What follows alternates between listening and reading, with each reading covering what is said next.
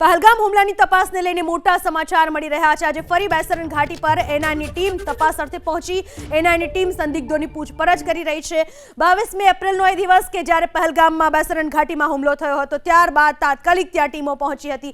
એનઆઈની team સતત તપાસ કરી રહી છે। આજે પણ એનઆઈની ટીમ ત્યાં બેસરણ ઘાટીમાં પહોંચી છે અને સંદિગ્ધ લોકોની પૂછપરછ કરવામાં આવી રહી છે। ત્યાં સુધી કે ત્યાંના સ્થાનિકોથી લઈને જે ઘોડાવાળા સહિતના તમામ લોકો હતા એ તમામની પૂછપરછ કરવામાં આવી રહી છે। આજે ફરી પહલગામ હુમલાની તપાસને લઈને એનઆઈની ટીમ ત્યાં બેસરણ ઘાટીમાં પહોંચી છે અને સંદિગ્ધ લોકોની પૂછપરછ કરવામાં આવી રહી છે। તો પહલગામ હુમલાને લઈને બીજા મોટા સમાચાર। આજે એનઆઈના ડીજી 2 આઈજી જશે પહલગામ।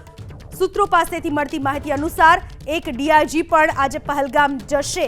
તપાસ હવે તેજ કરવામાં આવી છે। 22મી એપ્રિલે જે હુમલો થયો તેને લઈને હવે તપાસ તેજ કરવામાં આવી છે, જ્યાં હવે એક બાદ એક ટીમ પહોંચી રહી છે। ત્યારે એનઆઈના ડીજી 2 આઈજી અને એક ડીઆઈજી જે પણ તપાસ માટે પહલગામ પહોંચશે એવી માહિતી સૂત્રો પાસેથી મળી રહી છે।